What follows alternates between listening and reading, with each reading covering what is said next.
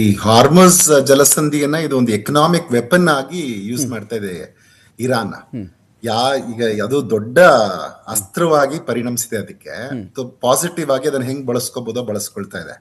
ಇಲ್ಲಿ ಮೇನ್ ವಿಚಾರ ನಾವು ಗಮನಿಸ್ಬೇಕಂದ್ರೆ ಇವಾಗ ಇವ್ರಿಗೂ ಎಸ್ಕೇಪ್ ರೂಟ್ ಬೇಕಾಗಿದೆ, ಇರಾನ್ಗೂ ಅದರಿಂದ ಹೊರಗೆ ಬರ್ಬೇಕಾಗಿದೆ. ಈವನ್ ಅಮೆರಿಕಾಗೂ ಏನೋ ಒಂದು ಕಾಯ್ತಾ ಇದ್ದಾರೆ. ಹೂ ವಿಲ್ ಸ್ಟ್ರೈಕ್ ಫಸ್ಟ್ ಅಂತಲ್ಲ, ಈಗ who will step back first ಅನ್ನೋ ತರದಲ್ಲಿ ಆಗಿದೆ. ಅದಕ್ಕೆ ಏನಂದ್ರೆ ಒಂದು ರೀಸನ್ ಬೇಕಾಗಿದೆ. ಈಗ ಅಮೆರಿಕದಲ್ಲಿ ಕೂಡ ಇನ್ಫ್ಲೇಷನ್ ಜಾಸ್ತಿ ಆಗಿದೆ, ಅಲ್ಲಿಂದ ಜನಕ್ಕೂ ತೊಂದರೆ ಆಗ್ತಾ ಇದೆ. ಪದೇ ಪದೇ ಅಮೆರಿಕ ಅಧ್ಯಕ್ಷರು ಹೇಳ್ತಾ ಇದ್ದಾರೆ, ಇಲ್ಲ ನಾನು ಇಷ್ಟು ನಿಮ್ಗೆ ತೊಂದರೆ ಆಗಕ್ ಬಿಡಲ್ಲ ಅನ್ನೋ ತರ ಮಾತುಗಳನ್ನ ಅವರು ಹೇಳ್ತಾ ಇದ್ದಾರೆ. ಈ ನಡುವೆ ಸೌದಿ ಅರೇಬಿಯಾ ಕೂಡ ಹೇಳಿದೆ, ಇದೇ ರೀತಿಲಿ ಮುಂದುವರೆದ್ರೆ $180 ಜಾಸ್ತಿ ಆಗತ್ತೆ ಕ್ರೂಡ್ ಆಯಿಲ್ ಪ್ರೈಸ್ ಒಂದ್ ಬ್ಯಾರೆಲ್ಗೆ ಅಂತ ಹೇಳ್ತಾ ಇದ್ದಾರೆ. ಸೊ ಇಂಥದೊಂದು ಸನ್ನಿವೇಶದಲ್ಲಿ ನನ್ನ ಪ್ರಕಾರ ಅಲ್ಲಿ ಇರುವಂತಹ ಇನ್ವಾಲ್ವ್ ಆಗಿರೋ ಮೂರು ಅದಕ್ಕೊಂದು ಕಾಯ್ತಾ ಇದೆ, ಯಾವ್ದಾದ್ರು ಒಂದು ಮೇಜರ್ ಅವಕಾಶ ಸಿಕ್ಕರೆ ಇದರಿಂದ ಹಿಂದೆ ಸರಿಲಿಕ್ಕೆ. ಸೊ ಅದಂತೂ ಇವಾಗ ಸ್ಪಷ್ಟವಾಗಿ ಗೋಚರಿಸ್ತಾ ಇದೆ. ಆದ್ರೆ ಎಲ್ಲರೂ ಒಂದೊಂದ್ ರೀತಿಯಲ್ಲಿ ಥ್ರೆಟನ್ ಮಾಡ್ತಾನೆ ಇದ್ದಾರೆ. ಈಗ ಇರಾನ್ ಹೇಳ್ತಾ ಇದೆ, ನಾವು ಉಪಯೋಗಿಸಿರೋದೇ ಸ್ವಲ್ಪ ಮಟ್ಟಿನ ನಮ್ಮ ಮಿಲಿಟರಿ ಪವರ್ ನ ಯೂಸ್ ಮಾಡಿದೀವಿ, fraction of our military power use ಮಾಡಿದೀವಿ, ನಮ್ಮ ಹತ್ರ ಇನ್ನೂ ಜಾಸ್ತಿ ಇದೆ ಇದು ಯೂಸ್ ಮಾಡ್ಲಿಕ್ಕೆ, ಇನ್ನು 3 ತಿಂಗಳಾದ್ರೂ ಆಗತ್ತೆ ಅನ್ನೋ ತರದಲ್ಲಿ ಅವ್ರು ಮಾತಾಡ್ತಿದ್ದಾರೆ. ಆದ್ರೆ ವಿಶ್ವಕ್ಕೆ ದೊಡ್ಡ ಬರೆ ಬೀಳ್ತಾ ಇದೆ. ನೀವು ಯಾವುದೇ ಗಲ್ಫ್ ರಾಷ್ಟ್ರಗಳದ್ದು ಒಂದೊಂದ್ರದ್ದು ಒಂದೊಂದು ಕತೆ ಆಗ್ತಾ ಇದೆ, ಅದೇ ರಾಷ್ಟ್ರಗಳದ್ದು ಒಂದೊಂದ್ರದ್ದು ಒಂದೊಂದು ಕತೆ ಆಗ್ತಾ ಇದೆ. ಅದರೆಲ್ಲದರ ಪರಿಣಾಮ ಸಹಜವಾಗಿ ವಿಶ್ವದ ಆರ್ಥಿಕತೆ ಮೇಲೆ, ಅದರಲ್ಲೂ ಎಸ್ಪೆಷಲಿ ಎನರ್ಜಿ ಕ್ರೈಸಿಸ್ ಆಗ್ಲಿಕ್ಕೆ ಕಾರಣ ಆಗ್ತಾ ಇದೆ.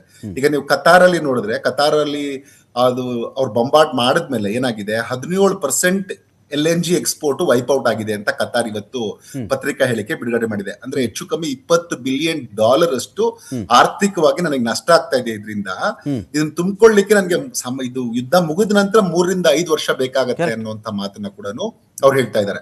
ಸೊ ಇದರಿಂದ ಏನಾಗಿದೆ ಜಾಗತಿಕವಾಗಿ ಅನ್ನೋದನ್ನು ನೀವು ಗಮನಿಸಿದ್ರೆ, ಪ್ರತಿಯೊಂದು ರಾಷ್ಟ್ರದಲ್ಲೂ ಭಾರತನೂ ಸೇರ್ಕೊಂಡಂತೆ, ಭಾರತ ಅಟ್ಲೀಸ್ಟ್ ಇವಾಗ ಪೆಟ್ರೋಲ್ ಡೀಸೆಲ್ ಪ್ರೈಸಸ್ ನ ಇನ್ನು ಹಂಗೆ ಸ್ಟೇಬಲ್ ಆಗಿ ಇಟ್ಕೊಂಡಿದೆ. ಆದ್ರೆ ಭಾರತಕ್ಕಿಂತ ಕಡಿಮೆ ಆದಾಯ ಇರುವ ರಾಷ್ಟ್ರಗಳು, ಭಾರತಕ್ಕಿಂತ ಹೆಚ್ಚಿರುವ ಆದಾಯ ಇರುವಂತ ರಾಷ್ಟ್ರಗಳು, ಎಲ್ಲ ಕಡೆ ನಿಮ್ಗೆ ಪೆಟ್ರೋಲ್ ಆಯಿಲ್ ಡೀಸೆಲ್ ನ ಹೆಚ್ಚು ಮಾಡ್ಕೊಂಡಿದೆ. ನೀವು Cambodia, Vietnam, Nigeria, Laos, Canada, Pakistan, Maldives, Australia list ಹೋಗ್ತಾ ಇರುತ್ತೆ. US ಅಲ್ಲಿ ಕೂಡ US, Singapore, Germany, Spain, Sweden, China, Ukraine ಇಷ್ಟು ರಾಷ್ಟ್ರಗಳಲ್ಲಿ ಹೆಚ್ಚಳ ಆಗಿದೆ ಬೆಲೆ. ಸೊ ಏನಕ್ಕೆ ಇದೆಲ್ಲ ಆಗ್ತಾ ಇದೆ? ಅದಕ್ಕಾಗಿ ಈಗೇನು ಎಲ್ಲರಿಗೂ ಒಂದು ಎಸ್ಕೇಪ್ ರೂಟ್ ಬೇಕಾಗಿದ್ಯಾ ಅಂತ ನನಗೆ ಅನಿಸ್ತಾ ಇದೆ. ಇನ್ನು ಮುಖ್ಯವಾಗಿ ನೀವು ಇನ್ನೂ ಒಂದು ನನಗೆ ಪ್ರಶ್ನೆಯನ್ನು ಕೇಳಿದ್ರೆ, ರುಪಿ ಯಾಕೆ ಕುಸಿತಾ ಇದೆ, ಅದ್ರ ಕತೆ ಏನು ಅಂತ. ರುಪಿದು ಏನು ಅಂತಂದ್ರೆ, ಈಗ ನೀವು ಗಮನಿಸಿದ್ರೆ ವಿಶ್ವದ ಎಲ್ಲ ಬಹುತೇಕ ಆರ್ಥಿಕತೆಯ ಹಣದ ಮೇಲೆ ಡಾಲರ್ ಗೈನ್ ಆಗಿದೆ. ನೀವು ಯಾವುದೇ ದೇಶ ನೋಡಿ, ಮೇಜರ್ ದೇಶಗಳನ್ನು ನೋಡಿದ್ರೆ ಅವುಗಳ ಮೇಲೆ ಎಲ್ಲವೂ ಗೈನ್ ಆಗಿದೆ ಡಾಲರ್. ಸೊ ಡಾಲರ್ ಯಾಕೆ ಗೈನ್ ಆಗ್ತಾ ಇದೆ ಅಂತಂದ್ರೆ, ಸಹಜವಾಗಿ ಈಗ ಜನಕ್ಕೆ ಅದ್ರ ಮೇಲೆ ಈಗ ಇಂಟ್ರೆಸ್ಟ್ ರೇಟ್ ಸ್ಟೇಬಲ್ ಆಗಿದೆ. ಅಲ್ಲಿ ಏನು ಇಷ್ಟ ದಿನ ಏನ್ ಅನ್ಕೊಳ್ತಾ ಇದ್ರು, ಇಂಟ್ರೆಸ್ಟ್ ರೇಟ್ ರಿಡ್ಯೂಸ್ ಮಾಡ್ತಾರೆ ಅನ್ಕೊಂಡಿದ್ರು. ಇವಾಗ ಮತ್ತೆ ಆಯಿಲ್ ಪ್ರೈಸಸ್ ಜಾಸ್ತಿ ಆದಾಗ ಎಕ್ಸ್ಚೇಂಜ್ ಮಾಡಕ್ಕೆ ಯಾವ್ದು ಅಷ್ಟು ಸ್ಟೇಬಲ್ ಕರೆನ್ಸಿ ಇಲ್ಲ. ಈಗ ಇಷ್ಟೊಂದು ಅನಿಶ್ಚಿತತೆ ಇರೋದ್ರಿಂದ ಡಾಲರ್ ಗೈನ್ ಆಗ್ತಾ ಇದೆ. ನೋಡಿ, ಯುದ್ಧ ಶುರು ಮಾಡಿದವ್ರಿಗೆ ಒಂದ್ ರೀತಿಲಿ ಅಡ್ವಾಂಟೇಜ್ ಆಗ್ತಾ ಇರತ್ತೆ ಇದು. ಸೊ ಹಂಗಾಗಿ ಡಿಮ್ಯಾಂಡ್ ಡಾಲರ್ಗೆ ಜಾಸ್ತಿ ಆಗಿರೋದ್ರಿಂದ ಮಾರ್ಕೆಟ್ ಅಲ್ಲಿ ಅದು ಬಹುತೇಕ ಇವನ್ ಯೂರೋಗಾಗಿರ್ಬೋದು, ಚೈನಾದ ಕರೆನ್ಸಿ ಆಗಿರ್ಬೋದು, ಎಲ್ಲ ಕರೆನ್ಸಿ ಮೇಲೆ, ಇವನ್ ಜಪಾನೀಸಿನ ಎನ್ ಆಗಿರ್ಬೋದು, ಭಾರತಕ್ಕೂ ದೊಡ್ಡ ಹೊಡೆತ ಬಿದ್ದಿದೆ. ಫಸ್ಟ್ ಟೈಮ್ ನಾವು $93 ದಾಟಿದ್ದು, 93 ರೂಪೀಸ್ 57 ಪೈಸಾ ಇವತ್ತಿಗೆ. ಸೊ ದೊಡ್ಡ ಹೊಡೆತ. ಯಾಕೆಂದ್ರೆ ನಮ್ಗೆ ನಾವು ಬಹುತೇಕ 85% ಪೆಟ್ರೋಲ್ ಆಯಿಲ್ ಲೂಬ್ರಿಕೆಂಟ್ಸ್ ನ ನಾವು ಖರೀದಿ ಮಾಡ್ತೀವಿ. ಮತ್ತೆ ನಾವು ಇಂಪೋರ್ಟ್ ಜಾಸ್ತಿ, ಎಕ್ಸ್ಪೋರ್ಟ್ ಕಡಿಮೆ ನಮ್ಮಂತ ದೇಶಗಳಿಗೆ. ಸೊ ಎಕ್ಸ್ಪೋರ್ಟ್ ನಾವು ರಫ್ತು ಜಾಸ್ತಿ ಮಾಡ್ತೀವಿ, ಆಮದು ಜಾಸ್ತಿ ಮಾಡ್ಕೊಳ್ತೀವಿ, ರಫ್ತು ಕಡಿಮೆ ಮಾಡ್ತೀವಿ ಹೋಲ್ಸಿದ್ರೆ. ಸೊ ಹಂಗಾಗಿ ನಮ್ಮಂತ ದೇಶಗಳಿಗೆ ಇದು ದೊಡ್ಡ ಹೊಡೆತ ಬೀಳುತ್ತೆ. ಮತ್ತೆ ನಿರಂತರವಾಗಿ ಯಾವಾಗ ಡಾಲರ್ ಗೈನ್ ಆಗ್ತಾ ಇದೆ, ಫಾರಿನ್ ಇನ್ವೆಸ್ಟರ್ಸ್ ಏನ್ ಮಾಡ್ತಾ ಇದಾರೆ, ದುಡ್ಡನ್ನ ವಾಪಸ್ ತಗೊಂಡು ಹೋಗ್ತಾ ಇದಾರೆ. FIIs ಯಾವಾಗ್ಲೂ ಇಂಥ ಟೈಮ್ ಕಾಯ್ತಾ ಇರ್ತಾರೆ, ಅವ್ರು ವಾಪಸ್ ತಗೊಂಡು ಹೋಗ್ತಾ ಇದಾರೆ. ಸೊ ಅವ್ರು ವಾಪಸ್ ತಗೊಂಡೋಗುವಾಗ ಗೈನ್ ಕನ್ವರ್ಟ್ ಮಾಡ್ತಾರೆ ಡಾಲರ್ಗೆ, ಡಾಲರ್ದು ಬೆಲೆ ಮತ್ತಷ್ಟು ಜಾಸ್ತಿ ಆಗುತ್ತೆ. ಇನ್ನ ನಮ್ಮ ಕ್ರೂಡ್ ಆಯಿಲ್ ಪ್ರೈಸ್ ಜಾಸ್ತಿ ಆಗ್ತಾನೆ ಇದೆ. ಈಗ ಮತ್ತೆ ನಾನು ಇವಾಗ ಸೌದಿ ಅರೇಬಿಯಾ ನಾವು 180 ಹೋಗ್ಬಿಡುತ್ತೆ ಹೀಗೆ ಆದ್ರೆ ಅಂತ ಹೇಳ್ತಿರೋದು. ಆಮೇಲೆ ಎಲ್ಲ ಆಯಿಲ್ ರಿಫೈನರೀಸ್ ಮೇಲೆ ಬಾಂಬ್ ಆಗ್ತಾ ಇರೋದು, ರಿಫೈನರೀಸ್ ಡ್ಯಾಮೇಜ್ ಆಗ್ತಾ ಇರೋದು. ಸೊ ಇವೆಲ್ಲ ಕಾರಣಕ್ಕಾಗಿ ಆಯಿಲ್ ಪ್ರೈಸಸ್ ಜಾಸ್ತಿ ಆಗಬಹುದು ಅನ್ನೋ ಸಹಜವಾಗಿ ಆಗತ್ತೆ. ಆಮೇಲೆ ಟ್ರೇಡ್ ಡೆಫಿಸಿಟ್ ತುಂಬಾ ವೈಡನ್ ಆದ್ರೆ ನಮ್ ಕರೆಂಟ್ ಅಕೌಂಟ್ ಡೆಫಿಸಿಟ್ ಗೂ ತೊಂದರೆ ಆಗುತ್ತೆ. ಯಾಕಂದ್ರೆ ನಾವು ಎಕ್ಸ್ಪೋರ್ಟ್ ಕಡಿಮೆ ಇರೋದ್ರಿಂದ ಮತ್ತಷ್ಟು ರುಪಿ ಇದಕ್ಕೆ ತೊಂದರೆಗೊಳಗಾಗೋದ್ರಲ್ಲಿ ಆಶ್ಚರ್ಯ ಪಡುವಂತದ್ದು ಏನಿಲ್ಲ. ತುಂಬಾ ಕಷ್ಟದ ಸ್ಥಿತಿಯಲ್ಲಿದೆ ಖಂಡಿತವಾಗಿ. ಯಾಕೆಂತಂದ್ರೆ ಒಂದು ನಾವು ತುಂಬಾ ದಿನ ಇದನ್ನ ಹೋಲ್ಡ್ ಮಾಡಕ್ ಆಗಲ್ಲ.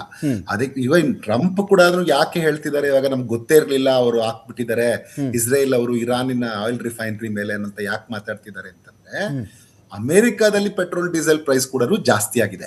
ಸೊ ಜನಕ್ಕೆ ಅಲ್ಲಿ ಗ್ಯಾಸ್ ಜಾಸ್ತಿ ಆಗಿದೆ ಬೆಲೆ. ಸೊ ಅಲ್ಲಿನ ಜನಕ್ಕೂ ತೊಂದರೆ ಆಗ್ತಿದೆ. ಮತ್ತೆ ಇವರು ಇರಾನ್ದು ಒಂದೇ ಸ್ಟ್ರಾಟಜಿ, ಯುದ್ಧವನ್ನ ಎಷ್ಟು ಸಾಧ್ಯ ಆಗುತ್ತೋ ಅಷ್ಟು ಎಳ್ಕೊಂಡು ಹೋದ್ರೆ ಮತ್ತೆ ಬೇರೆ ಬೇರೆ ಗಲ್ಫ್ ರಾಷ್ಟ್ರಗಳ ಮೇಲೂ ನಾನು ರಿಫೈನರಿ ಮೇಲೆ ದಾಳಿ ಮಾಡಿದ್ರೆ ಅವರೆಲ್ಲರೂ ಪ್ರೆಷರ್ ಹಾಕಿ ಯುದ್ಧವನ್ನ ನಿಲ್ಲಿಸ್ಲಿಕ್ಕೆ ಪ್ರಯತ್ನ ಪಡ್ತಾರೆ ಅನ್ನುವಂಥದ್ದನ್ನ ಅವ್ರು ಮಾಡ್ತಿದ್ದಾರೆ. ಯಾವುದೇ ಕಾರಣಕ್ಕೂ ತಾನು ಸೋಲನ್ನ ಒಪ್ಕೊಳ್ಳದ ರೀತಿಯಲ್ಲಿ ಬೇರೆ ರಾಷ್ಟ್ರಗಳೆಲ್ಲರೂ ಮಧ್ಯೆ ನೆಗೋಷಿಯೇಟ್ ಮಾಡಿ ಯುದ್ಧವನ್ನ ನಿಲ್ಲಿಸುವಂತಾಗ್ಲಿ ಅನ್ನುವಂಥದ್ದು ಅವ್ರದ್ದು ಕ್ಲಿಯರ್ ಕಟ್ ಸ್ಟ್ರಾಟಜಿ ಕಾಣಿಸ್ತಾ ಇದೆ. ಸೊ ಇದರಿಂದ ನೋಡಿ, ಭಾರತ ಇವಾಗ ಬೇರೆ ಬೇರೆ ಕಾರಣಕ್ಕಾಗಿ ಒಂದು ದಿಢೀರ್ನೆ ಬೆಲೆ ಹೆಚ್ಚಿಲ್ದೇ ಇರ್ಬೋದು, ಆದ್ರೆ ತುಂಬಾ ದಿನ ಹೋಲ್ಡ್ ಮಾಡಕ್ ಆಗಲ್ಲ.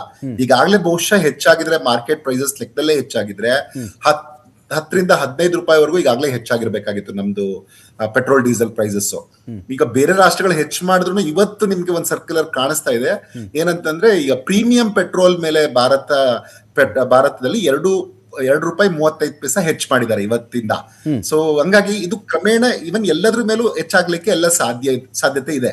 ಈಗ ನೋಡಿ, ಫರ್ಟಿಲೈಸರ್ ಪ್ರೈಸಸ್ ಈಗ ಎಷ್ಟೊಂದು ಜಾಸ್ತಿ ಆಗ್ತಾ ಇದೆ ಅಂದ್ರೆ ವಿಶ್ವದಲ್ಲಿ 10-20% ಬೇರೆ ಬೇರೆ ಭಾಗಗಳಲ್ಲಿ ಹೆಚ್ಚಾಗಿದೆ. ಅಂದ್ರೆ ನಾವು ಜಾಸ್ತಿ ಇಂಪೋರ್ಟ್ ಮಾಡ್ಕೊಳ್ಳೋದ್ರಿಂದ ಮತ್ತೆ ಅದರಲ್ಲಿ ಎಸ್ಪೆಷಲಿ ಆ ನ್ಯೂಟ್ರಿಯೆಂಟ್ಸ್ ಏನೇನ್ ಬೇಕು ಫರ್ಟಿಲೈಸರ್ಸ್ ಇವೆಲ್ಲವೂ ಬೆಲೆ ಜಾಸ್ತಿ ಆಗಿರೋದ್ರಿಂದ, ಮತ್ತೆ ಭಾರತದಲ್ಲಿ ಏನು ಯಾಕಿನ್ನ ಹೆಚ್ಚಾಗ್ಲಿಲ್ಲ ಅಂದ್ರೆ ನಾವ್ ಹೆಚ್ಚು ಕಮ್ಮಿ $1.92 ಟ್ರಿಲಿಯನ್ ರೂಪಾಯಿ ಅಷ್ಟು ನಾವ್ ಅದಕ್ಕೆ ಸಬ್ಸಿಡಿ ಕೊಡ್ತೀವಿ.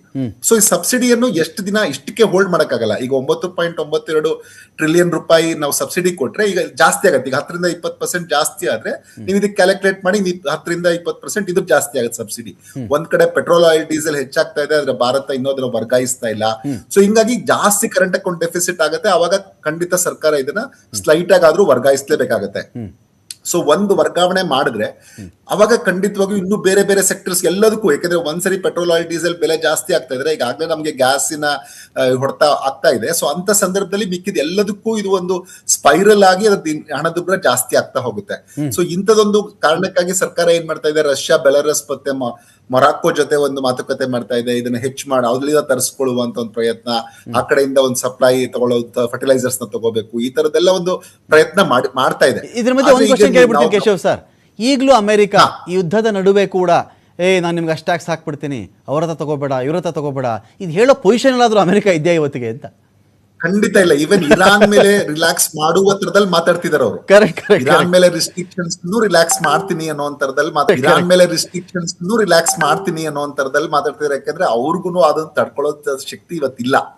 ಇವತ್ತು ಖಂಡಿತ ಇದು ಬದಲಾಗತ್ತೆ. ಒಂದಲ್ಲಿ ಏನಂದ್ರೆ, ವಿಶ್ವದಲ್ಲಿ ಇಷ್ಟು ದಿನ ತಾನ್ ಹೇಳಿದ್ದೇ ನಡೆಯುತ್ತೆ ಅನ್ನೋದಕ್ಕೆ ಒಂದು ದೊಡ್ಡ ಪೆಟ್ಟಂತೂ ಇರಾನ್ ಕೊಟ್ಟಿದೆ. ಮತ್ತೆ ನೇಟೋ ರಾಷ್ಟ್ರಗಳು ಕೂಡ ಕರೆಕ್ಟ್ ಆಗಿ ಹೇಳ್ತಾ ಇದೆ, ನಾವ್ ಯಾರೂನು ನಿಮ್ ಜೊತೆಗೆ ಭಾಗವಹಿಸಲ್ಲ, ಇದು ನೀವು ಶುರು ಮಾಡ್ಕೊಂಡಿದ್ರಿ, ಇದು ನೀವೇ ಮುಗಿಸ್ಕೊಳ್ಳಿ ಅನ್ನುವಂತ ಅರ್ಥದಲ್ಲಿ ಅವ್ರು ಯಾರು ಸಪೋರ್ಟ್ ಮಾಡ್ತಾ ಇಲ್ಲ. ಇನ್ನ ಏಷ್ಯಾದ ಅನೇಕ ರಾಷ್ಟ್ರಗಳನ್ನ ಅವ್ರು ಕೇಳ್ತಾ ಇದ್ದಾರೆ. ಇವರು ಶ್ರೀಲಂಕಾ ಕೂಡ ರೆಫ್ಯೂಸ್ ಮಾಡಿದೆ, ಇಲ್ಲ ನಮ್ಮನ್ನ ಎಳಿಬೇಡಿ ಯುದ್ಧದೊಳಗಡೆ ಅಂತ. ಸೊ ಹಿಂಗಾಗಿ ಅವ್ರಿಗೆ ಯಾರ್ದು ಸಪೋರ್ಟ್ ಸಿಗ್ತಾ ಇಲ್ಲ. ಹಂಗಾಗಿ ಅವರು ಇದನ್ನ ಆದಷ್ಟು ಬೇಗ ಮುಗಿಸ್ಬೇಕು ಅನ್ನೋ ಒಂದ್ ಇರ್ಬೋದು.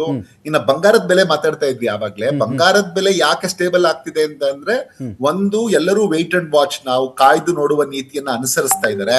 ಯಾಕಂದ್ರೆ ಫೆಡರಲ್ ರಿಸರ್ವ್ಸ್ ಅವರು ಡಾಲರ್ ನ ಒಂದ್ ಸ್ವಲ್ಪ ಸ್ಟೇಬಲ್ ಆಗಿ ಏನಿದೆಯೋ ಅದನ್ನ ಮಾರ್ಕೋ ಅನ್ನೋ ಥಿಯರಿ ನಡೀತಿದೆ ಸರ್ ಮಾರ್ಕೆಟ್ ಅಲ್ಲಿ. ನಿನ್ನ ಹತ್ರ ಏನಿದೆ ಅದನ್ನ ಮಾರ್ಕೊಂಬಿಡಿ, ಇವಾಗ ಇನ್ನು ಬಿದ್ದೋಗ್ಬಿಡುತ್ತೆ, ಆ ಭಯದಲ್ಲಿ ಇದೆಯಾ ಮಾರ್ಕೆಟ್ ಅಂತ ಹೇಳಿ. ಆ ತರ ಇವ್ರು ಯಾವತ್ತೂ ಮಾಡಲ್ಲ. ಯಾಕಂದ್ರೆ ಇದು ಅವ್ರಿಗೆ ಗೊತ್ತಿದೆ, ಗೋಲ್ಡ್ ಸ್ಟೇಬಲ್ ಆಗತ್ತೆ 1.5 ಲಕ್ಷದಲ್ಲಿ ಅಂತ ಅನ್ನುವಂತ ಒಂದು ಸ್ಟೆಬಿಲಿಟಿ ಇರುತ್ತೆ. ಉಳಿದಿದ್ ಬಬಲ್ ಸರ್, ಹಾಗಾದ್ರೆ ಉಳಿದಿದ್ದೆಲ್ಲ ಬಬಲ್, ಸುಮ್ನೆ ಮೇಲಕ್ಕೆ ಹೋಗಿದ್ದ ಅದು ಅಲ್ಲ. ಮೇಲಕ್ಕಂದ್ರೆ ಏನಾಗುತ್ತೆ, ನಿಮ್ಗೆ ಬೇಡಿಕೆ ಹೆಚ್ಚಾಗ್ತಿದ್ದಂಗೆ ಅವಾಗ ಡಾಲರ್ ಡಿಡಾಲರೈಸೇಷನ್ ಮಾತಾಡಿದ್ವಿ ನಾವು ಮಾತಾಡುವಾಗ, ಡಿಡಾಲರೈಸೇಷನ್ ಆಗ್ತಾ ಇತ್ತು. ಈಗೇನಾಯ್ತು, ಈಗ ಎಲ್ಲ ಅನ್ಸ್ಟೆಬಿಲಿಟಿ ಇದೆ, ಅನ್ಸರ್ಟನಿಟಿ ಇದೆ ಅನ್ನುವಾಗ ಇದ್ದಂತದನ್ನ ಆಮೇಲೆ ನೋಡೋಣ ನಾವು ಬೇರೆ ಕರೆನ್ಸಿಯ ಜೊತೆಗೆ. ಈಗ ಸದ್ಯಕ್ಕೆ ಡಾಲರ್ಗೆ ಬೆಲೆ ಹಂಗೆ ಇರೋದ್ರಿಂದ, ಅಂದ್ರೆ ಡಾಲರ್ ನಲ್ಲಿ ನಾವು ವ್ಯವಹಾರ ಮಾಡ್ತಾ ಇದೀವಿ, ನಾವು ಡಾಲರ್ ಜೊತೆ ಕಂಟಿನ್ಯೂ ಮಾಡೋಣ ಅನ್ನುವಂತ ಕಾರಣಕ್ಕಾಗಿ ಡಾಲರ್ ಅಪ್ರಿಶಿಯೇಟ್ ಆಗಿದೆ. ನೀವೆಲ್ಲ ಕರೆನ್ಸೀಸ್ ನೋಡಿದ್ರೆ ಎಲ್ಲ ಕರೆನ್ಸೀಸ್ ಮೇಲೆ ಅಪ್ರಿಶಿಯೇಟ್ ಆಗ್ತಾ ಇದೆ. ಸೊ ಆ ಅಡ್ವಾಂಟೇಜ್ ನ ಬಳಸ್ಕೊಂಡು ಇವತ್ತೇನ್ ಮಾಡ್ತಾ ಇದಾರೆ, ಗೋಲ್ಡ್ ಬದಲು ಅದ್ರ ಮೇಲೆ ಇನ್ವೆಸ್ಟ್ ಮಾಡೋಣ ಅಂತ ಹೇಳಿ ಜನ ಒಂದಷ್ಟು ಇನ್ವೆಸ್ಟ್ ಮಾಡ್ತಿದ್ದಾರೆ ಅಲ್ಲಿನ ಫೆಡರಲ್ ರಿಸರ್ವ್ ಪೇಪರ್ಸ್ ಮೇಲೆ. ಸೊ ಈ ಒಂದು ಮತ್ತೆ ಇನ್ಫ್ಲೇಷನ್ ನೋಡಿ ಬೇರೆ ಬೇರೆ ರಾಷ್ಟ್ರಗಳಲ್ಲೂ ಜಾಸ್ತಿ ಆಗ್ತದೆ, ಬಿಕಾಸ್ ಇದೆಲ್ಲ ಕಾರಣಕ್ಕಾಗಿ ಆಗ್ತಿದೆ. ಮತ್ತೆ ಮಾರುಕಟ್ಟೆಯಲ್ಲಿ ಯಾರು ಇಂಥ ಒಂದು ಅನ್ಸ್ಟೆಬಿಲಿಟಿ ಇದ್ದಾಗ ಹೋಗಿ ನಾನು ಇದ್ರ ಮೇಲೆ ಹಾಕಿದ್ರೆ ನನ್ಗೆ ಹೆಚ್ಚಾಗತ್ತಪ್ಪ ಅಂತ ನೈಕ್ ಸರಿ ಯೋಚನೆ ಮಾಡ್ಬೇಕಾಗ್ಬಿಟ್ಟಿದೆ ನಾವು. ಇಲ್ಲಪ್ಪ ಈಗ ಆಯ್ತು ಗೋಲ್ಡ್ ತುಂಬಾ ಸೇಫ್ ಅಂತ ಅನ್ಕೊಂಡ್ರೆ ಇಲ್ಲ ಅದನ್ನು ವೇರಿಯೇಷನ್ಸ್ ಆಗ್ತಾ ಇದೆ, ಬೇಡ ಸ್ವಲ್ಪ ಕಾದ್ ನೋಡೋಣ, ಇದು ಯುದ್ಧ ಮುಗಿಯುತ್ತೆ, ಇವತ್ತು ಮುಗಿಯುತ್ತೆ ನಾಳೆ ಮುಗಿಯುತ್ತೆ ಅಂತಲೇ ಈಗ 20 ದಿನ ಆಗ್ತಾ ಇದೆ. ಸೊ ಈ ತರದೊಂದು ಸಿಚುಯೇಷನ್ ಅಲ್ಲಿ ಖಂಡಿತವಾಗಿಯೂ ಏನು ಅಂದ್ರೆ ಯಾರಿಗೂ ಒಳ್ಳೇದಲ್ಲ ಅಂತ ಈಗ ಇರಾನ್ ಅದನ್ನ ತುಳ್ಸಕ್ ಟ್ರೈ ಮಾಡ್ತಾ ಇದೆ. ನೀವು ಯಾರು ಮಾಡಿ ಸ್ಟೇಬಲ್ ಮಾಡಿ ನಿಲ್ಸಿ ಅನ್ನುವಂಥದ್ದನ್ನ ಮಾಡ್ತಾ ಇದೆ ಅಂತ ಅನ್ಸುತ್ತೆ. ಏನಂತಂದ್ರೆ ನಾನು ಮುಳುಗೋಕ್ ಮುಂಚೆ ನಿಮ್ಮೆಲ್ಲರನ್ನೂ ತೊಂದರೆ ಕೊಟ್ಟು ಮುಳುಗ್ಸಿನೇ ಹೋಗ್ತೀನಿ ಅನ್ನುವಂತ ತೊಂದರೆ ಇರುವಂತ ಸ್ಟ್ರಾಟಜಿಯನ್ನ ಕಾಣಿಸ್ತಾ ಇದೆ. ಹಿಂದೆ ಯುದ್ಧಗಳಲ್ಲಿ ನಾವು ನೋಡಿದೀವಿ, even piped oil gas, piped petrol ನ ತರುವಾಗ್ಲೂ ಕೂಡ, ಆಯಿಲ್ ನ ತರುವಾಗ್ಲೂ ಕೂಡ ಅದಕ್ಕೂ ಒಮ್ಮೆ ಹಿಟ್ ಮಾಡಿದ್ದಾರೆ. ಸೊ ಇಂಥದೊಂದು ಪರಿಸ್ಥಿತಿಯಲ್ಲಿ ಇದು ಏನು ಆಶ್ಚರ್ಯ ಇಲ್ಲ. ಒಂದ್ ವೇಳೆ ಲಾಸ್ಟ್ ರಿಸಾರ್ಟ್ ತರ ಇದಕ್ಕೆ ಇನ್ನೂ ಹೆಚ್ಚೆಚ್ಚು ತೊಂದರೆ ಆಗ್ತದೆ. ಬಿಕಾಸ್ ಇದನ್ನ ಇರಾನ್ ಸಸ್ಟೈನ್ ಮಾಡುವಂತ ಅವ್ರ ಆರ್ಥಿಕತೆ ಸಸ್ಟೈನ್ ಮಾಡುವ ಸ್ಥಿತಿ ಇಲ್ಲ.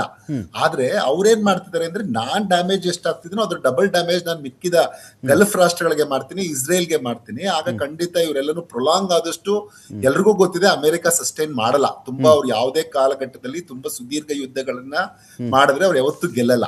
ಸೊ ಹಂಗಾಗಿ ಮತ್ತೆ ಇಂಟ್ರೆಸ್ಟ್ ನೋಡಿ ನಿಮ್ಗೆ ಏನಂದ್ರೆ ಚೈನಾಗೆ 91% ಆಯಿಲ್ ನ ಅವ್ರು ಇರಾನ್ ಇಂದ ಪರ್ಚೇಸ್ ಮಾಡ್ತಾ ಇದ್ರು. ಸೊ ಹಂಗಾಗಿ ಮತ್ತೆ ರಷ್ಯಾ ಮತ್ತೆ ಚೈನಾ ಒಂದ್ ವೇಳೆ ಅಮೆರಿಕಾಗೆ ಗೆಲ್ಲಕ್ ಅವಕಾಶ ಮಾಡ್ಕೊಟ್ಬಿಟ್ರೆ ಅಮೆರಿಕದ ಪ್ರಾಬಲ್ಯ ಇರಾನ್ ಬಂದ್ರೆ ಇದ್ರದ್ದು ಎರಡೂ ಹೊಡೆತ ಚೈನಾಗೆ ಏನ್ ಸೂಪರ್ ಪವರ್ ಆಗ್ಬೇಕು ಅಂತಿದೆ ಅದಕ್ಕೆ ಹೊಡೆತ ಬೀಳುತ್ತೆ. ಸೊ ಹಂಗಾಗಿ ಚೈನಾ ಕೂಡ ಅದನ್ನ ಅಲೋ ಮಾಡಕ್ ಇಷ್ಟ ಇರಲ್ಲ. ಸೊ ಹಂಗಾಗಿ ಇವರು ಸೀಕ್ರೆಟ್ ಆಗಿ ಏನೆಲ್ಲ ಮಾಡ್ಬೋದು, ಅವ್ರಿಗೆ ಇದ್ರ ಸ್ಯಾಟಲೈಟ್ಸ್ ಮೂಲಕ ಏನೇನು ಕೊಡ್ಬೇಕು ಅದನ್ನ ಸ್ಯಾಟಲೈಟ್ ಮ್ಯಾಪಿಂಗ್ ಅನ್ನ ಅವ್ರಿಗೆ ಕೊಡುವಂತದ್ದು, ಮತ್ತೆ ಇನ್ನೇನ್ ಅವ್ರಿಗೆ ರಹಸ್ಯವಾಗಿ ಏನ್ ಮಾಡ್ಬೋದು, ಇನ್ಕ್ಲೂಡಿಂಗ್ ಅವರು ಇದನ್ನ ಡೆವಲಪ್ ಮಾಡಕ್ಕೆ ಅವಕಾಶ ಮಾಡ್ಕೊಟ್ರೇನು, ಮಿಸೈಲ್ ಡೆವಲಪ್ ಮಾಡ್ಲಿಕ್ಕೆ ಮುಂಚೆನೆ ಅವಕಾಶ ಮಾಡ್ಕೊಟ್ಟು ಇವಾಗ ಅದನ್ನ ಕಳಿಸ್ತಾ ಇದ್ರೇನು ಆಶ್ಚರ್ಯ ಪಡುವಂತದ್ದು ಏನಿಲ್ಲ. ಸೊ ಇಂಥದೊಂದು ಸಂದರ್ಭದಲ್ಲಿ ನಾವು ಯಾವ್ದನ್ನು ಅಲ್ಲೆಗಳ್ಯಕ್ ಆಗಲ್ಲ.